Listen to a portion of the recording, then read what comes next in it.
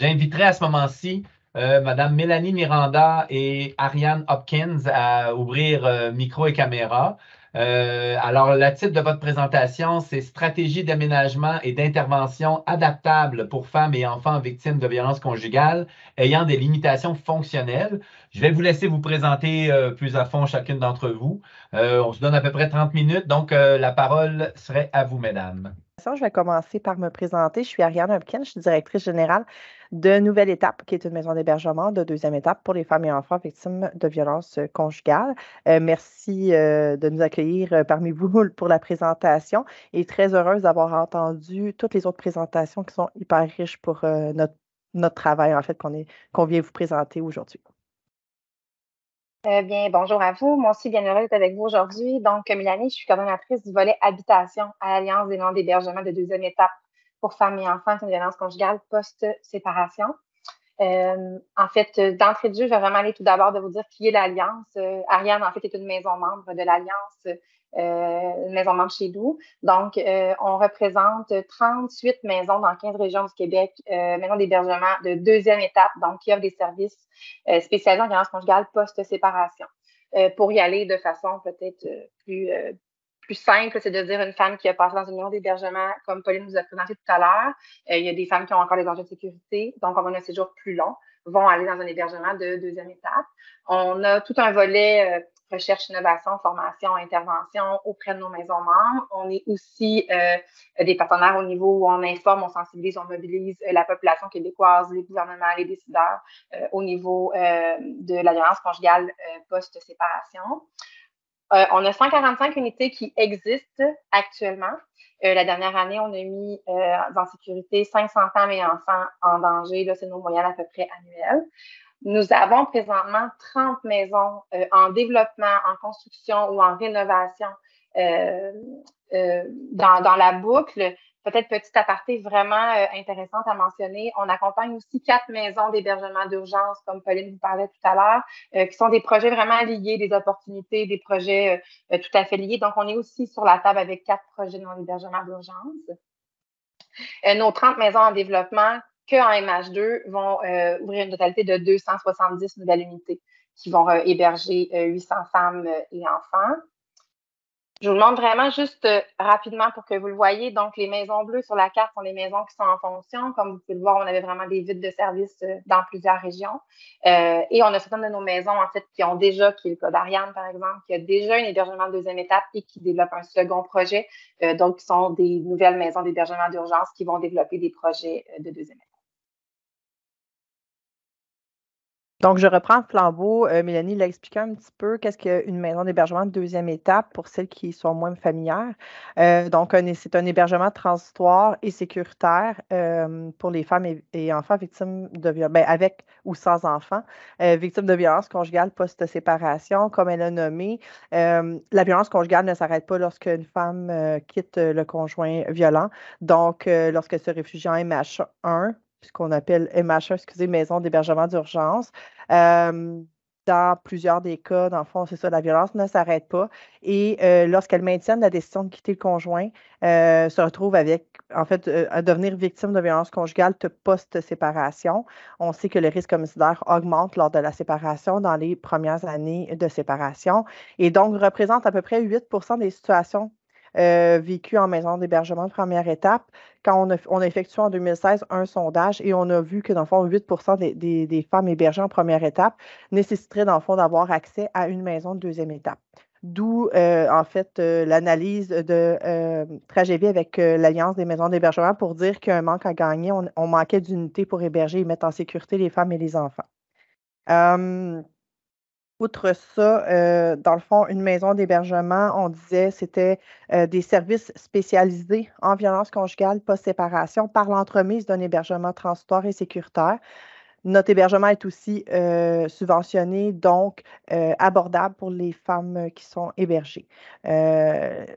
Une maison de deuxième étape, en fait, toute une gamme de services, un peu comme Pauline l'a mentionné pour les MH1.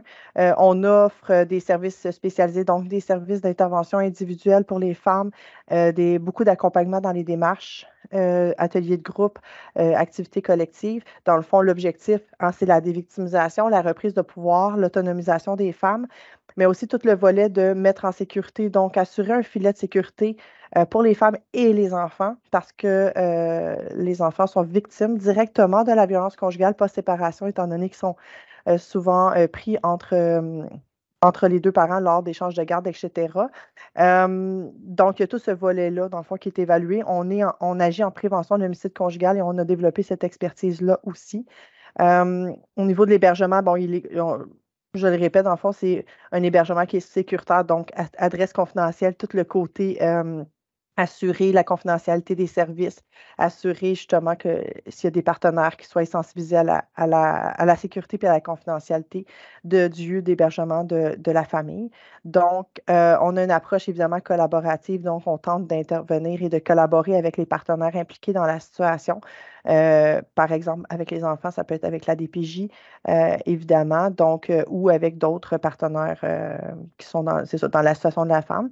Et pour le volet enfant, en fait, on fait de l'intervention individuelle, intervention de groupe, intervention en dialogue mère-enfant, atelier de groupe, activité collective. L'objectif, c'est de renforcer aussi le lien mère-enfant qui a été soit brisé ou en tout cas là, effrité par le vécu de violence conjugale, mais aussi d'aider les enfants qui vivent des traumas complexes suite au vécu ou de la violence conjugale, mais aussi au fait qu'ils le vivent actuellement, par exemple lors d'échanges de garde, des événements de violence. Donc, ça, c'est entre autres des services. On accompagne aussi les femmes dans toutes les démarches en lien aussi avec les enfants, que ce soit l'inscription à l'école, etc., mais aussi tout le volet juridique.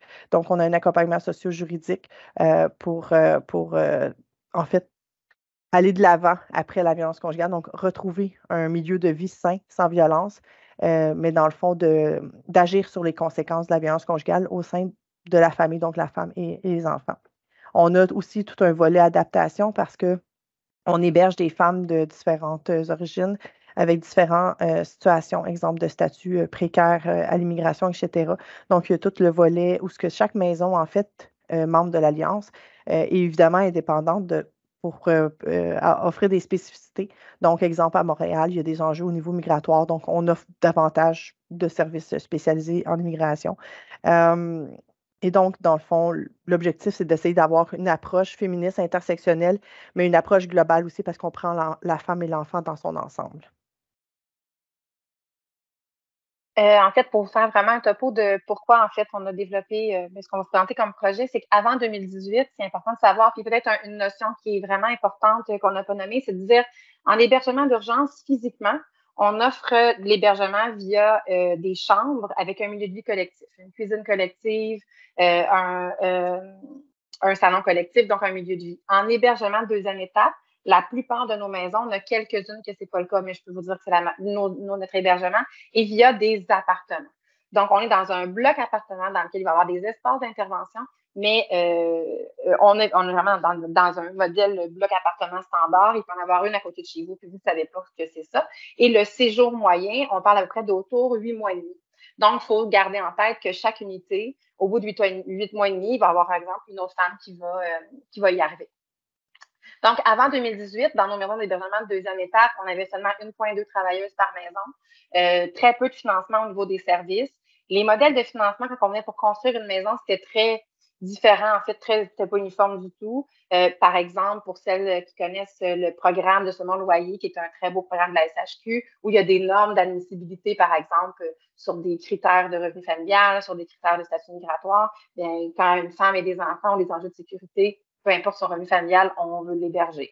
Donc, avant 2018, on a vraiment eu des projets de construction qui ont été développés de cette façon-là. En 2018, il y a vraiment eu une belle consolidation du panier de services que Ariane vient de nous présenter. Et on a eu vraiment le constat où il y a eu des taux de refus de demandes admissibles. Donc, je ne pense pas, en fait, je ne vous dis pas une femme qui n'a pas d'enjeu de sécurité. Au contraire, une famille, par exemple, qui a des enjeux de sécurité. À Montréal, on refusait 75 %. Donc, 3 demandes sur 4 sont refusées parce qu'on manquait de services et on avait des vides de services dans 6 régions. On a gagné, en fait, d'avoir, dans le Fonds d'action violence conjugale, la mesure 18 et 19 qui vient vraiment consolider le développement des projets de non-hébergement de deuxième étape, mais aussi d'avoir le financement en service. L'année 2020 que tout le monde connaît, en fait, année COVID où il y a eu énormément de féminicides. Donc, il y a vraiment eu une volonté de dire, OK, qu'est-ce qu'on fait pour que ça sorte de terre, ces projets-là, le plus rapidement possible et qu'on puisse aller offrir des services rapidement. C'est important de comprendre que l'hébergement de deuxième étape, une femme qui a encore des enjeux de sécurité qui est en hébergement d'urgence va occuper une place d'une femme en urgence tant et aussi qu'on n'a pas trouvé un endroit où elle va pouvoir être hébergée en sécuritaire. Donc, d'avoir des nouvelles unités MH2 viennent nous libérer des places en maison d'hébergement d'urgence. Donc, c'est vraiment intimement lié. De notre côté, à l'Alliance, avec la volonté, en fait, en 2020, de sortir les projets de terre rapidement, on a développé un service d'accompagnement, donc le service que je coordonne dans une équipe habitation, de dire, OK, on doit travailler main dans la main pour réussir à ce que ça sorte rapidement, en gardant en tête, comme je vous dis, où on n'est pas du logement social, mais on a via du logement, donc comment on est capable de tout mixer ça ensemble. On a vraiment une très belle collaboration avec le M3S, avec la SHQ, la SCHL, où on a des rencontres statutaires pour trouver, en fait, des solutions pour que rapidement, ces projets-là sortent de terre pour venir régler les enjeux de sécurité. Oui, donc pour revenir un petit peu en arrière, Mélanie a parlé de 2018 où il y a eu un financement et c'est là que Nouvelle Étape, Intermède, j'ai oublié de dire, Nouvelle Étape existe depuis plus de 30 ans. On a actuellement 7 unités d'hébergement, donc 7 logements pour femmes et avec enfants seulement pour le moment. Donc, grâce au nouveau financement de 2018, on a pu faire un état des lieux, de dire justement consolider les services, développer des services, aller voir justement les angles morts qu'on vit et que les femmes vivent. Donc, nous aussi, on avait eu le constat en fait qu'il y avait 75 % des demandes à Nouvelle Étape qui étaient refusées par manque de place. Et on a vu avant, dans le fond, avant 2018, on devait limiter les services. Limiter certaines, ajouter des critères en fait d'exclusion parce qu'on manquait de temps de ressources pour offrir des services de qualité. Parce que le but, c'est de mettre en sécurité les femmes et les enfants. Donc, si on pense ne pas être capable de répondre à ce besoin-là, ben, on n'était pas en mesure d'héberger la personne ou la famille. Donc c'est ça, quand on a fait le constat, on s'est penché sur comment mieux répondre aux besoins, aux différents besoins, parce que les besoins pour les femmes et enfants victimes de violences conjugales sont extrêmement larges et sont assez complexes. Donc, on s'est rendu compte, en fait, qu'il manquait beaucoup de place, entre autres à Montréal. Nous, on est situé à Montréal. Quand on a fait un peu le tour pour voir quel genre de typologie de logement on pourrait demander de plus, on s'est rendu compte, en fait, qu'il n'y avait aucune maison de deuxième étape, membre de notre regroupement, qui était adaptée et accessible. Et là, en ce qu'on fait, c'est un constat qu'on était étonné. Malheureusement, on ne vient pas du monde, en fait, des regroupements là, pour les personnes vivant en situation de handicap pour qui c'est un constat évident, mais nous, ça nous a surpris. Et là, on s'est dit, bien évidemment, si on va de l'avant vers de nouveaux développements, c'est sûr que c'est une situation où il faut trouver une solution. Donc, en 2020, dans le fond, on s'est rencontrés, moi puis Mélanie, et donc on a parti le projet de Nouvelle Étape, le développement du projet La sécurité pour toutes. Toutes, évidemment, on veut arrêter d'exclure des personnes, donc tenter l'inclusion au maximum de toutes les réalités des femmes et des enfants victimes de violences conjugales. Et donc, c'est ça, on s'est rencontrés et dans le fond, excusez-moi.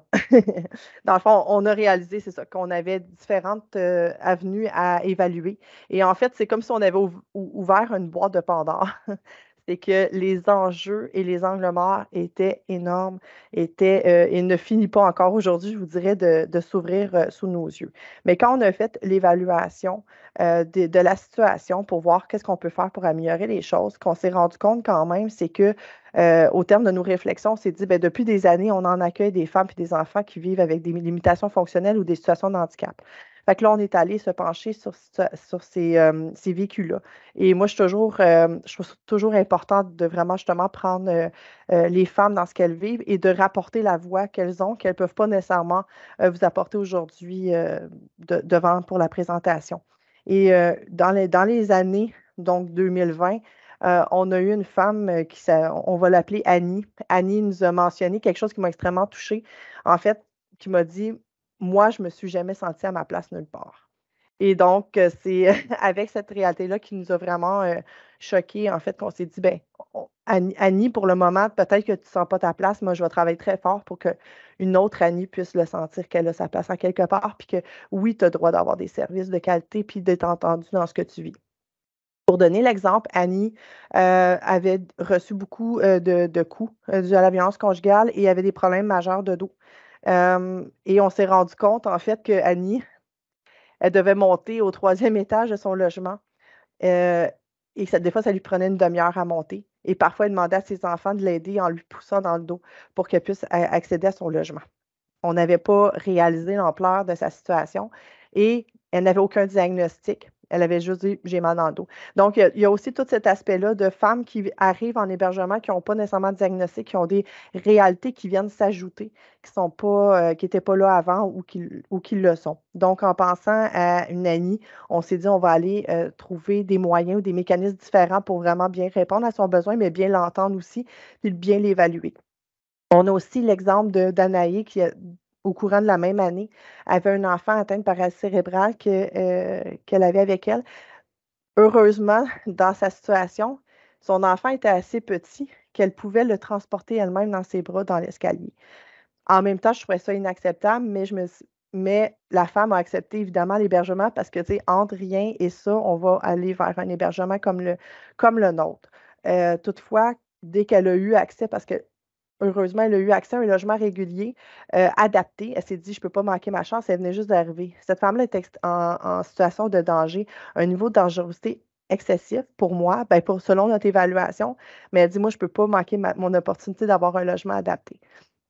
C'est là qu'on s'est dit: «Ben, c'est là où il faut travailler cet angle mort-là». Donc, c'est en pensant à ces femmes-là ou en pensant, exemple, à Maria qui, vivait avec l'obésité morbide. Mais tu sais, c'est pas un angle qu'on a l'habitude d'observer ou de voir: «Oh, peut-être qu'il faudrait des services adaptés».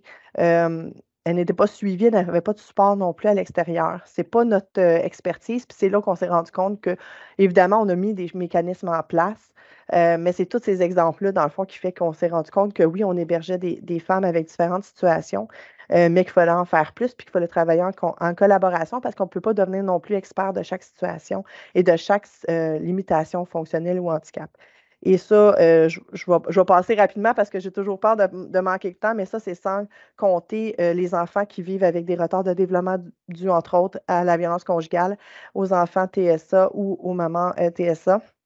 On a beaucoup de femmes qui vivent avec les impacts de la violence conjugale, donc des traumatismes crâniens qui amènent des enjeux où on doit adapter certains services. On pense à toutes les femmes et les enfants qui vivent avec des troubles de stress post-traumatique qui amènent des symptômes et où on doit s'accommoder pour les aider à évoluer puis à, en fait, réduire les limitations dont elles sont victimes. Donc, il y a, évidemment, dans le passé, on a, un peu comme Pauline le disait, hébergé des femmes, exemple, qui ont une déficience intellectuelle ou des femmes sourdes.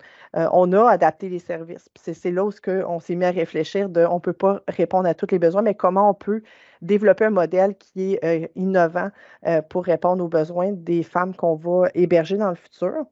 Et puis juste dire aussi, peut-être une parenthèse, étant donné que nos logements ne sont pas adaptés, exemple pour les personnes en chaise roulante, ben, c'est sûr qu'elles n'ont jamais fait de demande chez nous. Fait que c'était difficile pour nous d'évaluer ça allait être quoi l'ampleur ou ça allait être quoi les besoins qui allaient être apportés. Mais on s'est dit, on va partir de qui existe actuellement, puis ce qu'on a eu observé, puis on va aller ajouter ça serait quoi tout le pan de demandes qu'on va recevoir lorsqu'on va faire la promotion du fait qu'on a des logements adaptés. Donc, je laisse la place à Mélanie. Puis, en fait, donc, dans les exemples de limitation fonctionnelle que Ariane vous présente, il faut se rappeler, en fait, qu'on a de l'hébergement transitoire. Donc, une femme X en fauteuil roulant va être chez nous peut-être 6 mois, 4 mois, 5 mois, 8 mois, 1 an. Mais par la suite, on pourrait avoir une femme de 6 pieds 2 avec un enfant, pas d'handicap, parce qu'à ce moment-là, par exemple, le logement est vacant et la situation est comme ça. Donc, c'était vraiment de se dire comment on est capable de créer quelque chose, de faire mieux que ce qui existe. On s'entend, et qu'on est capable d'avoir une versatilité. Aussi en tenant compte, qui est vraiment le défi, en fait, c'est un peu comme le GFAM disait ce matin, aussi d'aller répondre aux normes, les normes du bâtiment, les normes des bailleurs de fonds qui ont certaines exigences, et le tout sans subvention supplémentaire.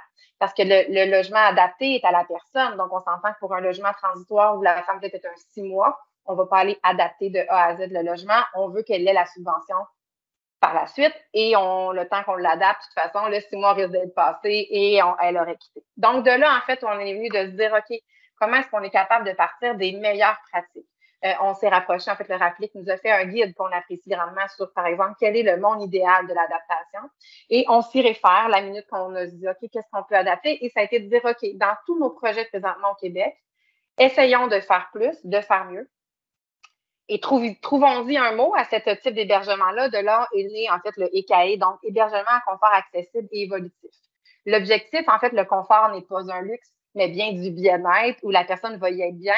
Puis encore là, je vous ramène à autant une personne debout qu'une personne qui va avoir, par exemple, un défi de mobilité. Donc, le EKE n'existe pas au sens du code, ça n'existe pas, là, c'est pas une réglementation, ce n'est pas un principe qui est normé, c'est variable d'une maison à l'autre. Les maisons qui sont en projet présentement, l'exemple de Ariane qui a un 9 unités, on peut aller jusqu'à dire que les 9 sont dans un principe de EKE, mais on en a 6, par exemple, qui sont avec une accessibilité très simplifiée, par exemple, via l'élévateur. Mais on en a 2 que les grandes circulations sont très grands et qui nous permettent d'offrir encore plus. Donc, c'est vraiment là de dire où l'idée, il faut, via ces unités-là qu'on crée, que la femme et les enfants aient la capacité de s'y poser et d'y être bien, mais aussi pour la famille qui va suivre par la suite, sans devenir avec des unités, par exemple, qui auraient l'air très institutionnelles. Donc, ça a vraiment été de dire, OK, on y va dans ce principe-là, qui est très variable d'une maison d'hébergement à l'autre. Je vais pas tout vous lire les exemples, mais je vais peut-être vous nommer les plus importantes types d'adaptation qu'on a mis dans la plupart de nos projets.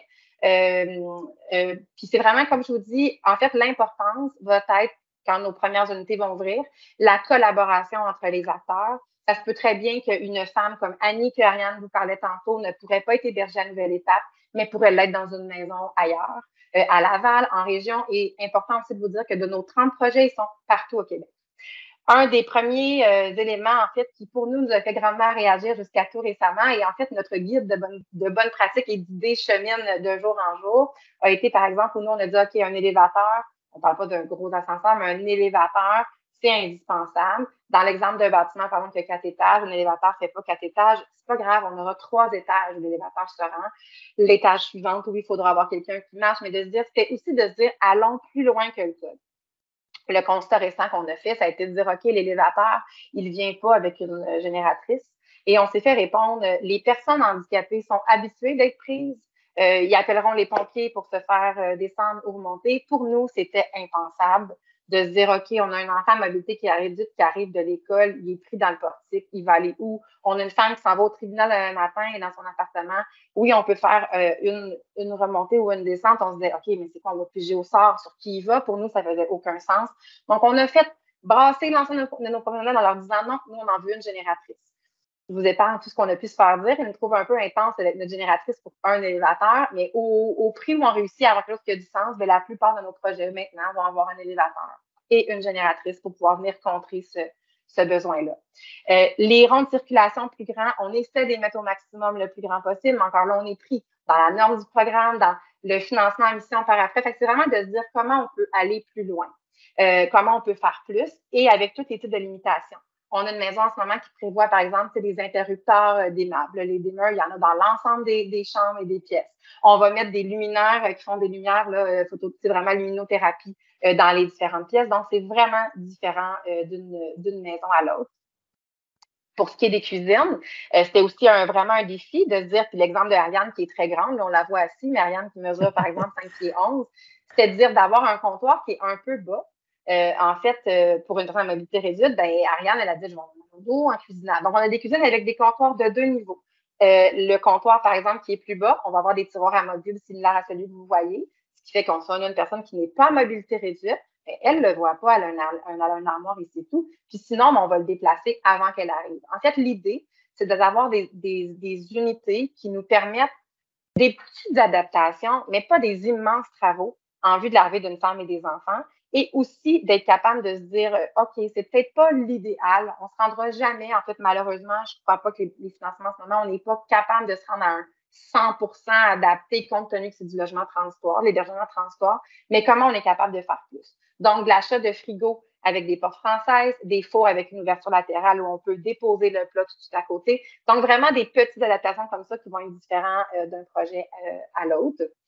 Et en fait, tout ça en gardant en tête de se dire, ben ça se peut bien qu'on ait besoin de plus de soutien à domicile durant cette période-là de la vie de la femme ou des enfants, parce qu'on n'est pas dans un logement 100% adapté. Donc, c'est vraiment là aussi où on se dit, OK, il faut aller attacher des collaborations avec le CLSC et CIUS, les CIUS, en vue d'offrir les services à ces femmes-là. Mais aussi, il faut aussi comprendre que nos maisons, d'avoir, par exemple, différentes intervenantes, différentes préposées du soutien à domicile qui connaissent l'adresse, qui ont l'accès. Il y a tout un défi de confidentialité qu'il faut orchestrer. La différence en maison d'hébergement d'urgence, où on a une présence 24/7 d'intervenantes, en maison d'hébergement de deuxième étape, il y a des services qui sont offerts aux femmes et aux enfants, mais on n'a pas de présence 24/7 d'intervenantes.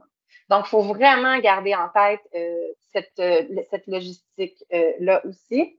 Au niveau, en fait, des salles de bain, dans certaines unités, on va réussir, par exemple, à avoir une douche sans seuil. On va dire, OK, j'ai un studio, j'ai un appartement, un 3,5, je n'aurai pas vraiment d'enfants là-dedans, je vais aller, par exemple, vers une douche sans seuil.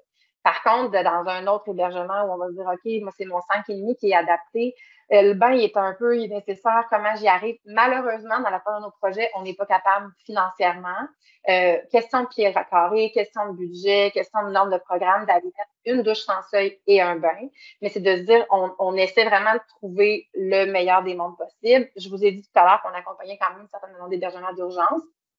Dans ces projets-là, on a réussi, par exemple, à prévoir une douche sans seuil dans la chambre de la femme, mais on a un bain collectif dans le milieu, ce qui fait qu'on se dit, OK, si on a une femme en mobilité réduite, elle va avoir eu accès à la douche sans seuil. Par contre, cette chambre-là qui pourrait être utilisée avec une femme avec un petit bébé ou un enfant, ou même, il y a des gens à mobilité réduite qui nous disent, ben moi, j'ai besoin d'avoir un bain aussi, ben elles auront accès au bain. Donc, on est vraiment allé dans cette notion-là.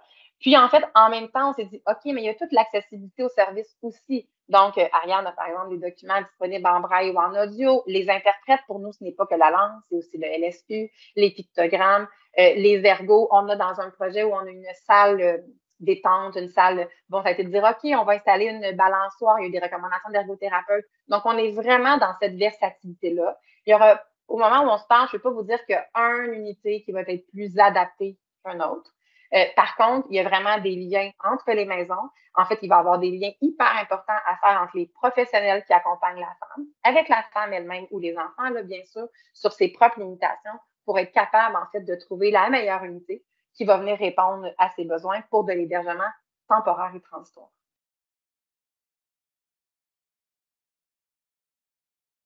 On voit quelques exemples, en fait, dans les images, dans le fond, d'inspiration et de choses qui vont être mises en place dans les différentes ressources.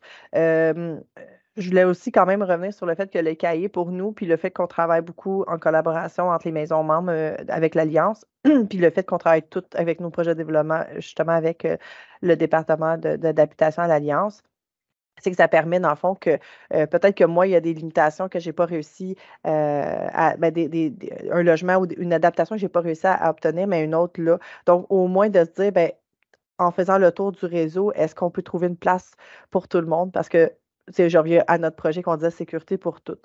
Donc, puis j'ai bon espoir, en fait, qu'on ait réussi. Ce que j'aime aussi dans les cahiers, c'est qu'il est évolutif. C'est que nous, on n'a pas pu, pour différentes raisons, on n'a pas pu tant que ça, s'asseoir, prendre le temps d'analyser de long en large. Bien évidemment, on a suivi des formations, on est allé chercher justement le réapplique, on est allé lire, on est allé se questionner, etc. Mais comme je vous disais, la boîte de Pandore, à cette étape, il y a encore des choses qu'on fait. Ah, ben oui, on aurait pu penser à ça parce que justement, les situations de handicap sont multiples ou les limitations fonctionnelles sont multiples et comment arrimer tout ça. Donc, on avait aussi un enjeu de temps parce qu'en fait, notre financement, c'était aussi la condition que ça allait être très, très, très rapidement. Donc, on est parti à la fin 2020 et là, à partir d'avril 2023, dans le fond, nouvelle étape, on va augmenter notre offre de service. Donc, nos nouvelles unités d'hébergement vont ouvrir. Et on aura donc justement 9 nouvelles unités avec le concept ECAE. Donc, comme Mélanie le disait, dans le fond, 6 avec un accès simplifié avec l'élévateur, dont 2 accessibles pour les femmes à mobilité réduite. Puis ce que j'aime, puis ce que je trouve important, c'est qu'étant donné que nous, on héberge plus d'enfants que de femmes actuellement, en tout cas depuis 30 ans, 55% d'enfants des victimes qu'on héberge, ce sont des enfants. Mais il y a quand même un logement aussi pour femmes avec enfants. Donc, parce que dans certains milieux, souvent, il y a des places pour femmes seules, mais on voulait quand même être sûr, dans le fond, de reprendre l'exemple que je vous disais de Danaï, qui avait un enfant à mobilité réduite. Donc voilà, on est vraiment évidemment contente et fière. On va être une des premières là, dans le lot des nouvelles constructions et des rénovations qui va ouvrir ses portes. Évidemment, puis comme on disait, l'Alliance, dans le fond, on va compter dès 2023 de plus de 100 unités dans un principe ECAI. Puis ce qui est important pour nous, c'est de dire, ben, dans le fond, que bien évidemment, le travail ne commence pas maintenant parce que ça fait depuis 2020 qu'on travaille, mais en fait, pour nous, le travail, c'est quand on va être avec les femmes puis les enfants, puis on va pouvoir vraiment adapter puis offrir des services de qualité à toutes ces familles-là pour qu'ils puissent sortir d'un milieu de violence puis trouver vraiment un espoir en un vrai avenir, dans le fond, sain, sans violence, sécuritaire. L'objectif d'une deuxième étape, c'est aussi de se dire qu'on va être le dernier lieu avant le logement régulier. C'est pour ça qu'on veut travailler vraiment fort à offrir une offre de services complète et complémentaire avec tout le travail de collaboration. Puis c'est sûr qu'on a beaucoup de monde du réseau derrière l'écran. C'est clair que c'est là où on s'en va. L'adaptation physique, il y a une chose, mais le partenariat et les collaborations, j'étais très contente d'entendre. Je me souviens pas, Madame Dufour, là, du système à domicile, là, je vais aller interpeller celui de mon secteur. Évidemment, on a commencé à travailler avec des ergothérapeutes aussi, mais ça va être en continuelle évolution. Donc, c'est ce que aussi on apprécie de ce modèle-là, apprendre des nouvelles expériences toujours et s'inspirer des meilleures pratiques. Voilà, ça complète. Merci Merci beaucoup. Merci beaucoup, mesdames. Encore là, moi qui n'ai pas du secteur, du domaine, je trouve ça impressionnant de découvrir tout un spectre là, de ressources et puis de dynamique. En tant que modérateur, je veux juste souligner, c'est un domaine assez pointu, assez spécialisé. Il y a beaucoup d'acteurs, si je comprends bien, dans les regroupements. Il peut y avoir des fois des visions aussi des choses là, qui sont un petit peu plus critiques à travers des fois les groupes ou les financements ou quoi que ce soit. Je veux juste mentionner que pour les questions du clavardage, on ne rentrera pas trop dans le pointu ou dans les aspects un peu politiques de la chose. Là, je pense qu'il peut y en avoir dans tous les dossiers. Mais l'objectif aujourd'hui, c'est ça, c'est d'essayer de rester là, dans une réflexion plus large en se souvenant que actuellement, il y a à peu près 80% des participants qui viennent plus du réseau de la santé, donc qui découvrent peut-être aussi là, des enjeux un peu plus pointus là, à travers les secteurs d'hébergement. Alors, Nadine, je pense qu'on a quelques commentaires ou réactions là, qui pourraient être adressés à la fois à nos présentatrices actuelles et à Madame qui a présenté juste avant, mon Dieu, le nom m'échappe, Madame Letron. Alors, je te laisse peut-être nous transférer quelques commentaires ou questions. Parfait. Donc, on va débuter par les dernières présentatrices, là, donc, entre autres, Mme Miranda. J'avais 2 questions. Selon vos connaissances, existe-t-il des maisons d'hébergement ou ressources pour hommes ayant subi de la violence conjugale ou tout autre type d'agression sexuelle ou amoureuse? Ben, je ne sais pas si Mélanie, tu me laisses répondre, si ça ne vous dérange pas. Ben, en fait, je pense que dans le chat, il y a quelqu'un qui l'a indiqué, puis c'est vraiment ça.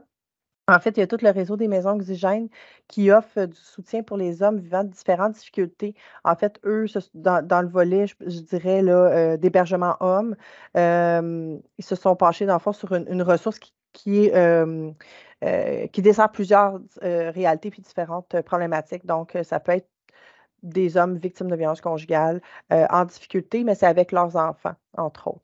Donc, c'est quand même une ressource, puis il y en a qui se développent là, tranquillement, mais il y en a déjà beaucoup là, à travers le Québec. Donc, je vous invite à aller voir le réseau des maisons oxygènes pour ce volet-là. Merci beaucoup. Je poursuis avec la deuxième.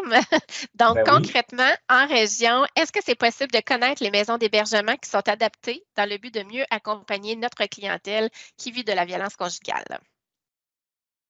Je pense qu'en fait, c'est là où les regroupements, on devient intéressante parce que autant Pauline que nous, de notre côté, on est capable de bien référer. Là, je parle pour nous, Pauline, je prends pour acquis que si quelqu'un communique avec le regroupement, tu aurais aussi l'information de tes maisons. Ben oui, c'est intéressant, mais je relance un peu la question. Vu qu'actuellement l'enquête est en cours, Madame Letron, est-ce que c'était c'était peut-être pas le but de l'enquête, mais effectivement, si une intervenante du réseau public, là, je vois ça, je pense que ça vient de quelqu'un du réseau public qui veut vérifier une accessibilité, est-ce que c'est possible de le faire à travers l'enquête que vous avez faite, ou bien c'était pas le but de l'enquête et vous n'avez pas des données du spécifique dans une région telle maison, ou vous allez comment vous allez gérer si jamais il y a une demande d'un intervenant qui se demande si dans telle région, telle maison est accessible, mettons pour un fauteuil roulant. Je ramène ça très concret. Est-ce que c'est une information qui peut être demandée à vous ou directement à la maison en question? Oui, oui, tout à fait.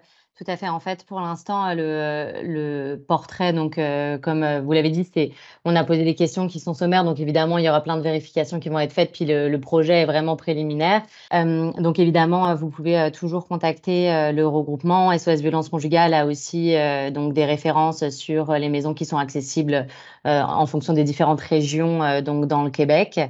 Et nous avons donc, comme Linda Gauthier l'avait mentionné, nous avons notamment la maison La Débrouille à Rimouski, qui est une de nos maisons d'aide et d'hébergement qui est accessible et qui en effet a fait vraiment qui a entrevu de grands travaux très précurseurs et très inspirants. Et on a également nos 3 maisons à Laval qui justement ont participé à cette entente de partenariat avec l'ALTA concernant le transport adapté.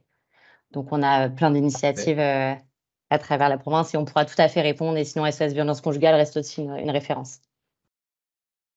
Parfait, merci beaucoup. Est-ce que, Nadine, tu avais autre chose? Il y avait un commentaire, je ne sais pas si tu veux le relier. Moi j'avais juste une réaction. Quelqu'un se disait si on devrait construire selon des normes d'accessibilité universelle. Je ne sais pas si j'interprète en vous disant, est-ce que ça va un peu en contradiction avec votre approche adaptée avec adaptables, là, j'ai bien compris l'abréviation, donc d'avoir la possibilité d'avoir des logements qui peuvent servir à différentes façons, ou on devrait adapter des normes universelles. Et puis, je ne sais pas si vous avez eu ce débat-là à l'interne ou ça vous stimule à répondre. Ben, en fait, c'est que peut-être je peux y aller rapidement, c'est que faut comprendre que tout dépendant le projet est financé par qui, les normes d'adaptation sont différentes. Donc, il y a les normes d'adaptation, par exemple, de la SCHL, qui sont les normes CSA. Il y a le Code du bâtiment qui a des normes au niveau de l'accessibilité. Donc, et par exemple, la norme, elle est vraiment différente d'un bailleur de fonds à l'autre. Et il y a le besoin. Donc, c'est là où nous, on se dit comment on est capable d'aller au maximum. Et à ça se rajoute la limitation de, par exemple, du nombre d'unités qu'on doit faire pour qu'un projet soit viable. Donc, par exemple, si on se dit, OK, on les fait les plus grands possibles pour les rendre les plus accessibles, mais là, attends, ça me cause un problème, ça m'enlève une unité, je suis plus viable. Donc, c'est vraiment toute cette mixité-là, en fait, qui vient créer un défi qui, en fait, dans de l'hébergement transitoire. Donc, comment est-ce qu'on serait capable, en fait, d'uniformiser et de créer quelque chose? Moi, je pense que c'est un défi parce que si moi, je suis en fauteuil roulant versus si quelqu'un d'autre l'est ou un enfant, on n'aura pas le même besoin d'adaptation, tout comme, par exemple, d'accueillir un enfant. Puis bon, on a donné l'exemple, mais nous, on donnait l'exemple de, par exemple, une femme qui a une violence conjugale qui a à sa charge un jeune, par exemple, trisomique de 22 ans, un garçon trisomique de 22 ans. Est-ce qu'on peut l'héberger en maison d'hébergement? Comment est-ce qu'on fonctionne? Parce qu'on parle d'un homme adulte qui rentre en maison d'hébergement. Donc, c'est vraiment l'accessibilité. Oui, il y a l'accessibilité physique, mais il y a vraiment tout le reste. Moi, je pense que ça va être c'est difficile de se rendre dans un tout. Et c'est de là, en fait, comme Ariane disait, que ça va être le partenariat et de se dire, OK, comment on est capable de trouver la meilleure unité pour la personne. Très intéressant. Madame Letron, est-ce que de votre côté, cet aspect-là de normes universelles, adaptées, c'est peut-être trop tôt dans votre projet, mais est-ce que ça fait partie de vos réflexions? Oui, tout à fait, ça fait partie de nos réflexions. On est vraiment, comme je l'ai dit, au balbutiement du projet, donc vraiment dans l'étape 1, mais tout à fait, on va évidemment les prendre en considération. Parfait. Nadine, je vois qu'il y a peut-être d'autres questions, sont peut-être un peu pointues. Vu qu'on a le temps le permet, moi, je veux juste revenir à peut-être une situation, puis ça fait le lien avec ce qu'on vient de dire. Vous avez mentionné, Madame Letron, dans un exemple que vous aviez dans le questionnaire, qu'il y avait eu un détecteur là, de mouvement pour un enfant, TSA. Je prends ça en me disant, est-ce que, à quelque part, on peut tout prévoir ou c'est un peu avec les situations qui vont se présenter, que les maisons vont ajuster puis qui vont croître, ou à un moment donné, on doit être capable de tout prévoir, où il va nécessairement y avoir l'évolution du cas par cas. Je ne sais pas c'est quoi votre posture par rapport à ça.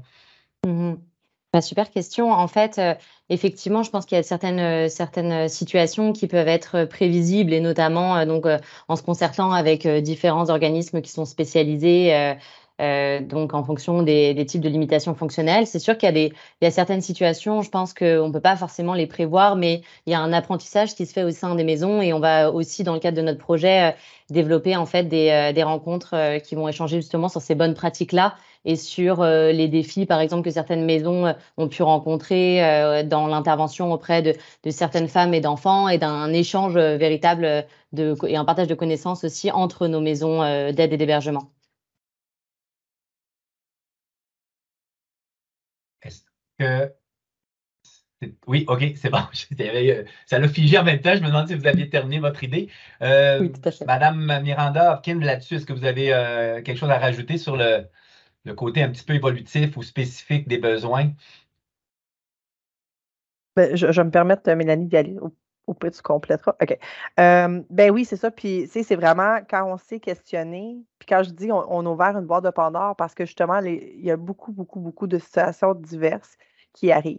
Il y a un danger dans l'évolution, dans le côté évolutif, d'être en action-réaction. Fait que ça, il faut le prendre en considération, il faut avoir un pas de recul. L'enjeu, puis les défis qu'on a aussi, c'est de dire on ne peut pas prendre le temps de se pencher sur tout parce qu'il y a des enjeux de temps. Comme nous, on avait comme quelque chose à déposer à minuit moins une. Puis après ça, il y a des choses qui ont changé, qui ont fait comme bloquer ce qu'on avait prévu. Fait qu'il y a tous ces enjeux-là qui fait que, idéalement, c'était pas ça qu'on voulait. On voulait beaucoup plus. Puis là, on a été bloqué par différentes contraintes. On n'a pas pu, puis on a dit, est-ce qu'on prend la chance de juste arrêter le projet puis de perdre ou de dire, on va y aller. Puis c'est nous, la position de notre organisme, ça a été, soyons les premiers, soyons imparfaits, mais osons. Parce que je pense que depuis plusieurs années, moi, ça fait longtemps que je suis dans le milieu de la violence conjugale, j'ai vu des nouvelles maisons se construire il y a plusieurs années, des premières étapes, avec un à moitié accessible, où ce que je me disais, ben, pourquoi on a commencé et on a arrêté? Puis pourquoi telle affaire? Ben, c'est parce que les normes, on a écouté ce qu'on nous a dit, les normes, c'est comme ça, fait qu'on a arrêté la réflexion là parce qu'on s'est fait dire que c'est comme ça que ça fonctionnait. Puis ce qui a changé aujourd'hui, puis je pense, bon, il était temps qu'on arrive là, où Youpi, on y est, par rapport aux capacités, c'est de se dire, ben n'arrêtons pas à se faire dire, ouais, mais c'est comme ça que ça fonctionne. Un peu l'exemple de Mélanie, l'ascenseur, c'est moi qui se l'ai fait dire, puis j'étais un peu genre assez choquée. Puis je me suis dit, OK, c'est ça la réalité que les personnes en situation de handicap, c'est là la discrimination que des personnes parlaient au début. Ça n'a pas de sens de se faire répondre ça, puis je ne veux plus qu'on réponde ça.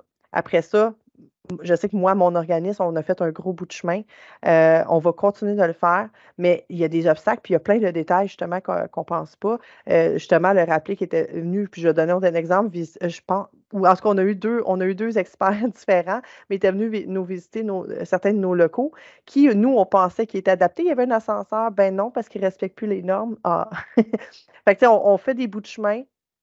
C'est pas parfait parce que justement, oui, c'est pas notre spécialité. On va s'informer. Puis là, après ça, on a une limitation de dire, ben là, l'adapter coûterait des milliers de dollars. On n'a pas tout le temps accès à des subventions pour l'accessibilité.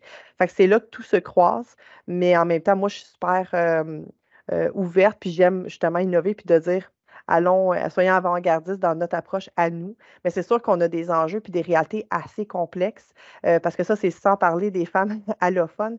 Sans parler des statuts migratoires qui fait que les femmes n'ont pas accès à des services, les femmes qui se déracinent de régions puis qui n'ont pas accès à leurs services non plus ou qui n'en ont juste pas, des enfants qui n'ont pas de diagnostic puis il faut attendre 2 ans pour les avoir.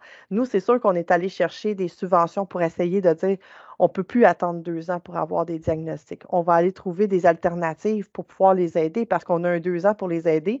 Puis si on attend après, à la fin du séjour pour commencer une démarche, pour elle puis les enfants, ça ne fonctionne pas. Fait qu'on on est là-dedans, mais il faut prendre en tout. Tu sais, nous, on est dans l'intersectionnalité. Il y a il y a le capacitisme, mais il est assez large. Merci beaucoup. Nadine, je pense qu'il n'y a rien de nouveau sur le clavardage. Il y a des questions spécifiques sur des régions spécifiques. Je pense qu'il y a eu des échanges, des réponses. Je ne sais pas si tu voulais rajouter quelque chose. J'avais une question pour Mme Letron là, qui date de sa présentation, donc puis je veux m'assurer de ne pas l'oublier.